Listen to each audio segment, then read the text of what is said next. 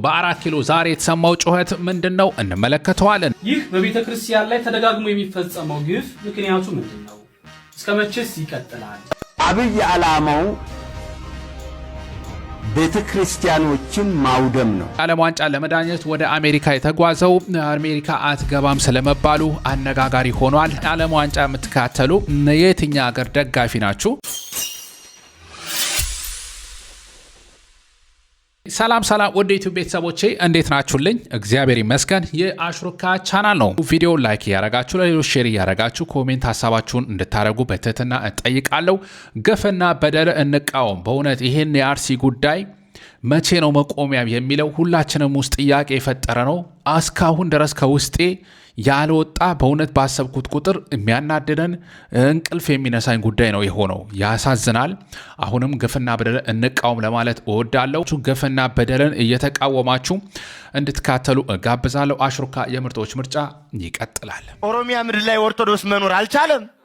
ተሰደዱ ክርስቲያኖች። ለምን? ዜጋ አይደሉም? ማመን አይችሉም? በፈለጉት ማምለክ አይችሉም? የነፍጠኛ ታቦት ይውጣልን። ማን እንዴ ጎበዝ? ይቺ ቤተ ክርስቲያን በደሏ ምንድነው? እኛ ክርስቲያኖች ራሱ ምንድነው የበደልነው? ምንድነው የበደልነው? ዝም ማለት፣ መረጋጋት፣ እንዳበዱት አለማበድ፣ ሀገሬ ሕይወቴ ማለት፣ ታሪኬ ማለት ወንጀል ነው? ይሉናል፣ ዝም አለ። ያቃጥሉናል፣ ዝም አለ። ይፈጁናል፣ ዝም አለ። ያፈናቅሉናል፣ ዝም አለ። ዝም አለ። በጅምላ ቤተ ክርስቲያን ያቃጥላል፣ ዝም አለ። እስኪ ልጠይቃችሁ ኦርቶዶክሳውያን፣ ይሄ ሕይወቷ ቤተክርስቲያን አንድነቷ ዝም አሰኛት ሕይወቷ እንጂ እንደባለጉት ብንባልግ እንኖራለን ወይ? እውነት ነው። ይሄ ሁሉ ጥያቄ ነው ሁላችንም ውስጥ ያለው። ለምን እንዴት ለምን ይፈጸማል? አርሲ ላይ በሚገኙ ኦርቶዶክሳውያን ላይ እየደረሰ ያለውን ግፍ ምን ነው በአሁኑ ዘማር ይችላላችሁኝ? ምን ማለት እንዳለብኝ ግራ ስለገባኝ ነው። የምሬ ነው ነግራችሁ። ማለት እግዚአብሔር ይፍረድ ብዬ ፖስት ከማድረግ ውጪ ቪዲዮ መስራት አልቻልኩም። እግዚአብሔር ቢፈርድን አንሻለው፣ የሱ ይብሳል እና አሁን ያለው አማራጭ ለእግዚአብሔር መስጣት ነው። ቬሮኒካ ዳነ እንደዚህ ድምጿን ያሰማች ትገኛለች። በርካቶች ያው ድምጻቸውን አሰምተዋል፣ ተቃውመዋል። ይግባኝ ለክርስቶስ እያለች ነው። የሚያስገርማችሁ ነገር አንድ ጉዳይ በፍጥነት አለመፈታት በተለይ ደግሞ ስልጣን የያዘ አካል ራሱ ገዳይ ሲሆን ህዝቡ የራሱን አማራጭ መንገድ ለመጠቀም ነው እያሰበ ያለው።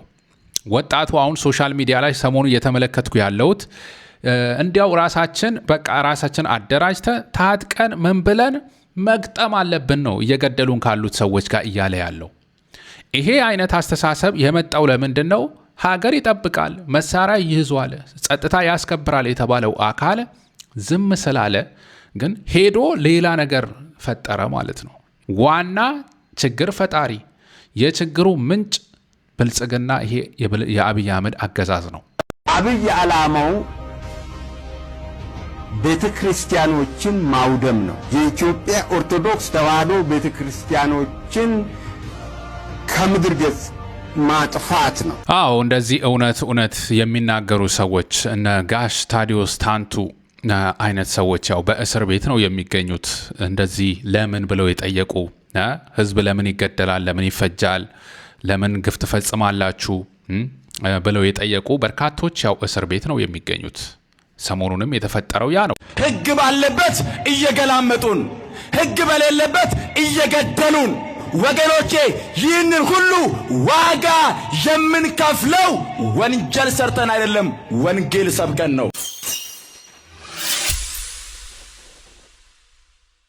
እሺ የዓለም ዋንጫ ዛሬ ይጀምራል። አሽሩካም ቲም ስዊድን ነኝ ብሏል። ያው ባለውበት ስዊድን ያው የዓለም ዋንጫ ላይ ትገኛለች። እንደዚሁ ትውልደ ኤርትራዊ አሌክሳንደር ይስሐቅም ያው ያርመሰምሷል ይባላል። እሱንም እንመለከታለን። አነጋጋሪ የሆነ ሶስተኛው የዓለም ዋንጫ እስቲ የተሰሙ አንዳንድ ነገሮችን ላካፍላችሁ። ዘንድሮ ለ23ኛ ጊዜ የሚካሄደው የዓለም ዋንጫ በሶስት ሀገራት አሜሪካ፣ ካናዳና በሜክሲኮ በመዘጋጀቱ ለየት ያደርገዋል። ልዩ ነው ተብሏል። ይህም ደግሞ 18 ሀገራት የሚሳተፉበት ነው። ከዚህ ቀደም 32 ሀገራት ብቻ ነበሩ። ከአፍሪካም 10 ሀገራት ለዓለም ዋንጫ ተሰልፎ እነዚህም አልጄሪያ፣ ኬፕ ቨርዴ፣ ዴሞክራቲክ ኮንጎ፣ ኮትዲቯር፣ ግብፅ፣ ጋና፣ ሞሮኮ፣ ሴኔጋል፣ ደቡብ አፍሪካና ቱኒዚያ ናቸው። ያው አፍሪካዊ እንደመሆናችንም አፍሪካም ደግሞ ይለፍላት እንላለን። ግን ያው ያለንበትንም ስዊድን እንደግፋለን። እኔ የገረመኝ ዘንድሮ ጣሊያን አላለፈችም። የድሮ ሀገሬ ጣሊያን ወይኔ በጣም አበሳጨኝ። እኔ የኳስ አፍቃሪ አይደለሁም በአሁን ሰዓት ላይ።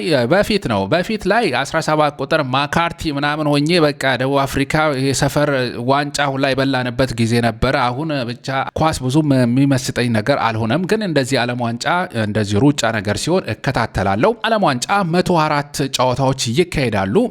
ቴክኖሎጂ አስገራሚ የሆነ ኤአይ ቴክኖሎጂ አርቲፊሻል ኢንተለጀንስም ስራው መስራት ይጀምራል ነው የተባለው። ሴሚ አውቶሜትድ ኦፍሳይድ ቴክኖሎጂ ሳኦት ብለው የጠሩት ይሄ በአርቲፊሻል ኢንተለጀንስ የታገዘ በበርካታ ካሜራዎች 16 ካሜራዎች ብዙ አይነት አንግሎች ላይ ኳሷንም ተጫዋቹንም በመዳሰስ በፍጥነት ለዳኛው መረጃ በማቀበል ውሳኔዎች እንዲወሰኑ ይረዳሉ ነው የተባለው። እና ዓለም ዋንጫ የምትከታተሉ የትኛው ሀገር ደጋፊ ናችሁ? የምትዝናኑበት አሪፍ ጊዜ የምታሳልፉበትም እንዲሆን እመኝላችኋለሁ። ያው ለስዊድንም ደግሞ መልካም እድል እንላለን። በነገራችን ላይ ስዊድን ባንዲራዋ ደስ የሚለኝ መስቀል አለባት። እዚህ አካባቢ ያሉት እነ ዴንማርክ፣ ፊንላንድ፣ ኖርዌይ ያው ባንዲራቸው ላይ መስቀል አላቸው። እነዚህ ታሪካዊ ነገር ያላቸው የክርስትና መሰረት ያለባቸው ሀገራት መሆናቸው የሚያሳይ ይመስለኛል። ያንን ተከትሎ ያው መስቀል አላቸው ባንዲራቸው ላይ። እሱም ያው ደስ ይለኛል ለማለት ነው በዚህ አጋጣሚ። ለማንኛውም እስቲ ወደ ሌላ ቀሪ መረጃዎች እናልፋለን። አሜሪካ ከደረሰ በኋላ አትገባም ስለተባለው ዳኛ ጉዳይ እንመለከታለን። ያው የዓለም ዋንጫ በዛሬው ዕለት ይጀምራል። ምናልባትም ይህ ቪዲዮ ስትመለከቱ ጀምሮም ሊሆን ይችላል። ይህንንም ለመዳኘት ሶማሊያዊው ከአፍሪካ ምርጥ ዳኞች ውስጥ የሚመደበው ያው ለመዳኘት ወደ አሜሪካ ይጓዛል። አሜሪካ ከደረሰ በኋላ በሚያሚ በኩል ነው የገባው። ሚያሚ ኤርፖርት ላይ እንደደረሰም የኢሚግሬሽን ያው ፍተሻ ይደረጋል። ጥያቄ ምናምን ይጠየቃል። ወደ 11 ሰዓት የፈጀ ኢንተርቪው እንደተደረገ ነው የግለሰብ የተነገረው። ናም በአጠቃላይ ተመርምሮ ይሄ ግለሰብ ወደ ሀገሬ እንዲገባ ደህንነት አይሰማኝም፣ አሜሪካን መጠበቅ ቀዳሚ ኃላፊነቴ ነው የሚል አይነት ነገር ነው እየተነገረ ያለው። በዚህ ምክንያት ይሄ ሰውዬ በምርመራ እንደደረስንበት ከአሸባሪዎች ጋር ግንኙነት አለው ብለን ነው የምናስበው፣ ስለዚህም አናስገባም ብለው ነው የመለሱት። ይሄ ያው ገና ዓለም ዋንጫው ሳይጀመር አነጋጋሪ ሆኗል። ኦማር አብዱል ቃድር አርታን የተባለው ግለሰብ አሜሪካ አላስገባም ብላበት መልሰው በሀገሩ ግን ከፍተኛ የሆነ ደማቅ አቀባበል የጀግና አቀባበል ተቀብለውታል። ወጥተው ደመቅ ባለ ሁኔታ እንኳን ደህና መጣልን ጀግናችን እያሉት እንደዚህ ተቀብለውታል። አሜሪካ ያው ጠበቅ ያለ የስደተኛ ፖሊሲን ካወጣች በኋላ በተለይም በትራምፕ አስተዳደር በርካታ ሀገራትም እንደ ሶማሊያ አይነት ሀገሮችም ወደ ቀጥታ ወደ አሜሪካ መግባት የማይችሉ የሚለው ሊስት ውስጥ መግባታቸው የሚገለጽ ነው። ነገር ግን እንደዚህ የተባሉ ቢሆንም ስፔሻል ዶክመንት ያላቸው እንደ ዲፕሎማት አይነት ዶክመንት የያዙ ሰዎች መግባት ይችሉ ነበረ። ይሄ ልጅም ያው ቪዛ አግኝቶ ነው እንግዲህ ወደ አሜሪካ ተጉዞ የነበረው። ነገር ግን እዛ ላይ ቦርደር ላይ በገጠመው ጥያቄ ተመርምሮ መርምረን መልሰነዋል ነው ያሉት። በዚህ አጋጣሚ ያው አሜሪካ ቪዛ ማግኘት ብቻ ሳይሆን አሜሪካ ደርሶ ያው ኢሚግሬሽን ላይ በሚቀርበው ጥያቄ መሰረት ተመርምሮ ነው የሚታለፈው። ስለዚህ እዛ ጋር ውድቅ ከሆነ ቪዛ ስላለው ብቻ አንድ ሰው አሜሪካ ይገባል ማለትም እንዳልሆነ የተመለከትንበት ነው። እንደዚህ ያው ግልጽ ነው፣ የታወቀ ነገር ነው። በርካታ ሀገራት እንደዚህ ነው የሚያደርጉት። በአብዛኛው ግን አሜሪካ እንደዚህ አይነት ስፔሻል ኦኬዥኖች ያጋጥማሉ። እንደዚህ አይነት ነገር ተሰምቷል። በአርሲ የተፈጸመው ኦርቶዶክስ ተኮር ግፍና በደል አስመልክቶ ተቃውሞ አሁንም እንደቀጠለ ነው። በዛሬው ዕለት ተቃውሞ 4 ኪሎ ደርሷል። 4 ኪሎ የተሰማው ተቃውሞ ምንድን ነው እንመለከተዋለን። ቅዱስ ጳውሎስ ዩኒቨርሲቲ መንፈሳዊ ዩኒቨርሲቲ ተማሪዎች በቤተ ክህነት በመገኘት ድምፃቸውን ለቤተ ክርስቲያን አሰምተዋል። ይሄ ችግር ቤተ ክርስቲያን ላይ የደረሰ ነው፣ ዝምታው እስከ መቼ ነው የሚል ጥያቄያቸውን ጠይቀዋል። ምስራቅ ሸዋ ሀገረ ስብከት በዝቋላ ደብረ ከዋክብት አቡነ ገብረ መንፈስ ቅዱስ አንድነት ገዳም መናንያን ከየባታቸው ተወስደው በግፍ ተገድለዋል።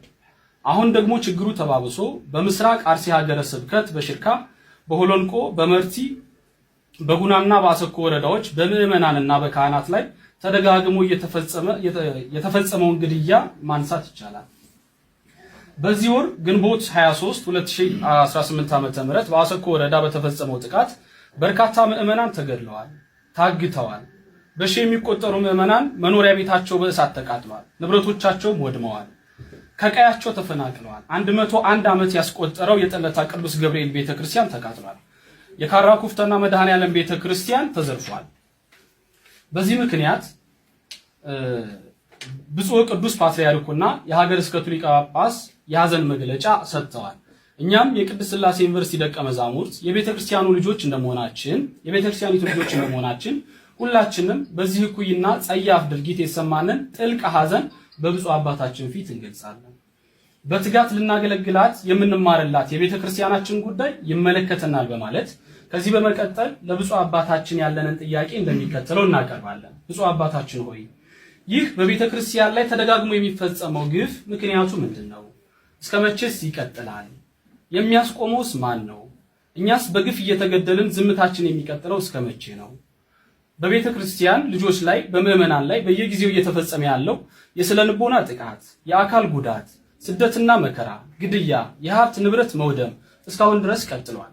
በየጊዜው እየተፈጸመ ያለው በመሆኑም ጥቃት ፈጻሚው አካል ተጣርቶ ህጋዊ እርምጃ ጉዳዩ በሚመለከተው አካል ተወስዶ በህይወታቸው በቤታቸውና በንብረታቸው ላይ ጥቃት የተፈጸመባቸው ምዕመናን እውነተኛ ፍትህ እንዲያገኙ ብፁዓን አባቶቻችን በጥባትና በቁርጠኝነት የመንፈስ ቅዱስ ልጆቻችሁን ከሞትና ከስደት እንድታድኗቸው በልጅነት መንፈስ እንጠይቃለን፣ እንማጸናለን። ሶስተኛ በምስራቅ አርሲ ዞን በደረሰው ጥቃት ምክንያት ከቤት ከንብረታቸው የተፈናቀሉ በብዙ ሺህ የሚቆጠሩ ምዕመናንን በአሁኑ ወቅት በጽኑ ችግር ውስጥ ስለሚገኙ አፋጣኝ የሆነ የነፍስ አድን እርዳታ እንዲደረግላቸውና ደህንነቱ ተረጋግጦ ወደ ስፍራቸው ተመልሰው ኑሯቸውን ማቋቋም የሚችሉበት የተጠናና መሬት ላይ የወረደ ስራ እንዲሰራ ስንል በአክብሮት እንጠይቃለን፣ እንማጸናለን። እስካሁን በተፈጸሙ ጥቃቶች ቅዱስ ፓትርያርኩ፣ የቅዱስ ሲኖዶስ ጽሕፈት ቤት፣ የጠቅላይ ቤተ ክህነት ጽሕፈት ቤትና የሀገረ ስብከቱ ጽሕፈት ቤት መግለጫ የሰጡና የተደረጉ እንቅስቃሴዎች ያሉ መሆኑን በመገንዘብ ችግሩን ልባት እንዲያገኝና አንደኛ አስቸኳይ የሆነ የቅዱስ ሲኖዶስ መልአተ ጉባኤ ተደርጎ ጉዳዩ በትኩረትና በጥልቀት ተመክሮበት ዘላቂ መፍትሄ ተሰጥተው ተግባራዊ እንዲደረጉ፣ ሁለተኛ በሁሉም አብያተ ክርስቲያናት ዓለም አቀፍ የምህላ የሐዘን ቀን ታውጆ እንዲሰራ ወይም እንዲታወጅ፣ ሶስተኛ ላረፉ ወንድሞቻችንና እህቶቻችን ጸሎተ ፍትሐት እንዲደረግ፣ አራተኛ ጥቃቱ በደረሰበት ስፍራ ብፁዓን አበው ሊቃነ ጳጳሳት መምህራነ ወንጌል የሚገኙበት የማጽናኛና የማጽኛ መርሃ ግብር ወይም ጉባኤ እንዲደረግ፣ ስድስተኛ ምዕመናን ላይ በደረሰው ጥቃት ለማጣራት ወደ ስፍራው የሚሄዱ አካላት የሚያወጡት መረጃና ዘገባ እርስ በርሱ የሚጣረስ በመሆኑ ይህን ድርጊት የሚፈጽመው አካል ከስህተቱ እንዲታረምና ትክክለኛ መረጃ የሚሰጡ አጣሪ አካላት እንዲላኩ፣ የተገኘው እውነተኛ መረጃም ዓለም ሁሉ በሚሰማው መግባቢያ ቋንቋ ለዓለም አብያተ ክርስቲያናትና ለዓለሙ ማህበረሰብ ሰፊ የሆነ የሚዲያ ሽፋን ተሰጥቶበት እንዲዘገብ፣ እስካሁን በብዙ ስፍራ ጥቃቱ መፈጸሙ ስለሚታወቅ ይህ እኩይ ድርጊት ወደፊት በሌሎች ስፍራዎች እንደማይደገም እርግጠኛ መሆን ስለማይቻል ከፍተኛ ስጋት አሳድሮብናል። ይህን መሰል ጥቃት በምዕመናን ወገኖቻችን ላይ እንዳይፈጸም በሰላም መኖር እንዲቻል ቋሚና ንቁ የሆነ የቅበተ እምነትና የህግ ጠለላ የሚሰጥ መደበኛ ተቋም ከጠቅላይ ቤተ ክህነት ጀምሮ እስከ አጥቢያ አብያተ ክርስቲያናት ድረስ ተዘርግቶ ሳይቃጠል በቅጠል እንዲሉ ቀዳሚ ጥንቃቄ እንዲደረግና ወደ ስራ እንዲገባ ስንል በልጅነት መንፈስ ሆነን በታላቅ ትህትና እንጠይቃለን። ይሄ ነው እንግዲህ የተመለከትን ያለነው። ዝምታ አያስፈልግም። በተቻለ መንገድ ሁሉ ድምፃችንን ማሰማት ይገባናል።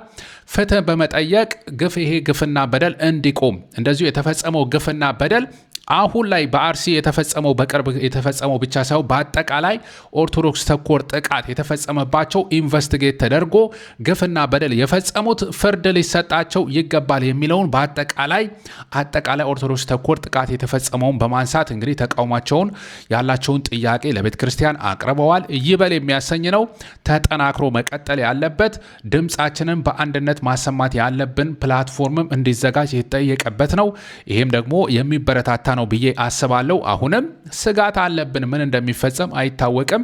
ሁላችንም የምንጋራው ነው። ነገር ግን ይሄን ትኩረት ሰጥቶ የሚሰራው አካል ያስፈልጋል የሚለውን ያቀረቡት ሀሳብ ይህን ይመስላል ማለት። ግፍና በደልን መቃወም፣ ሰው ላይ የደረሰው ይህን አሰቃቂ ግፍ ማንኛውም እንኳን ክርስቲያን የሆነው ሙስሊሙም እየተቃወመ ነው። ማንኛውም ሰውም ደግሞ መቃወም ይገባዋል። ይሄ የሀገረ ሰው ለዛውም የሀገረ ሰው የሆነ ሁላ እንደዚህ አይነት ግፍ ሲፈጸምበት ዝም ማለት አይገባም። ማንነት ተለይቶ እንደዚህ ሲገደል አንድ መልእክት ማስተላለፍ ፈልጋለሁ። ከዚህ ከአርሲ ክርስቲያኖች ጭፍጨፋ ጋር ተያዘ። እንግዲህ የኛ 7ኛው አገራዊ ምርጫ ቅስቀሳውና ሁለመናው በጸሎት ጭምር እንዲታገዝ ተደርጓል። ነቢያትንን ትንቢትን እናገራለን ሐዋርያትንን የሚሉ የእምነት ሰዎች ትልልቅ የእምነት ተቋማትን ጭምር የሚመሩ የኢትዮጵያ አብያተ ክርስቲያናት ህብረት የሃይማኖት ጉባኤ ቶታሊ ለምርጫው እንጸልያለን ተብሎ ሁሉ አታሞስ ይደረጋል። ለምን አርሲ ላይ ለተገደሉ ምእመናን ለምን አይጸልዩ? ለምንድን ነው እሱ ያላወገዙት? የእምነት ሰዎች ናቸው። ዚያር ክርስቲያን እኮ ኦርቶዶክስም ክርስቲያን ነው፣ ፕሮቴስታንቱም ክርስቲያን እኮ ነው። የያዙት እኮ አንድ መጽሐፍ ነው።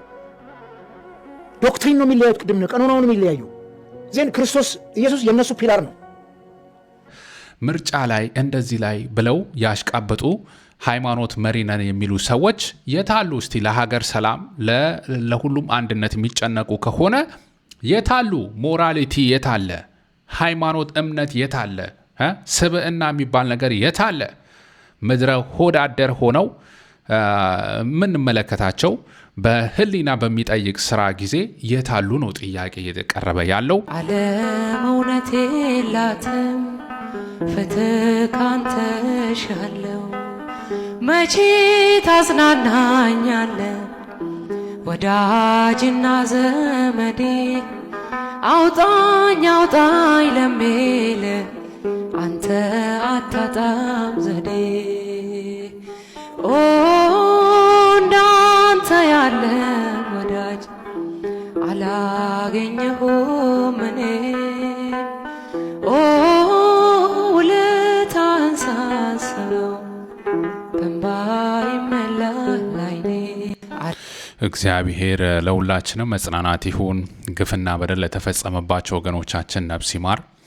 በሐዘን በጭንቀት ላሉ ቤተሰቦቻቸውን ላጡ እህት ወንድሞቻቸውን፣ አያታቸውን፣ አባታቸውን እንደተነጠቀባቸው፣ እናታቸው ለተወሰደችባቸው ኦርቶዶክስ በመሆናቸው ብቻ በግፍ ስለመገደላቸው በመገደላቸው ነፍሳቸው የተነጠቁ ነፍስ ይማር። ወደ ኢትዮጵያ ቤተሰቦች የዛሬ ቪዲዮ ይሄ ይመስላል። ስለተከታተላችሁ ከልብ አመሰግናለሁ። የቀጣይ ሰው ይበለን። ሰላም ቆዩ።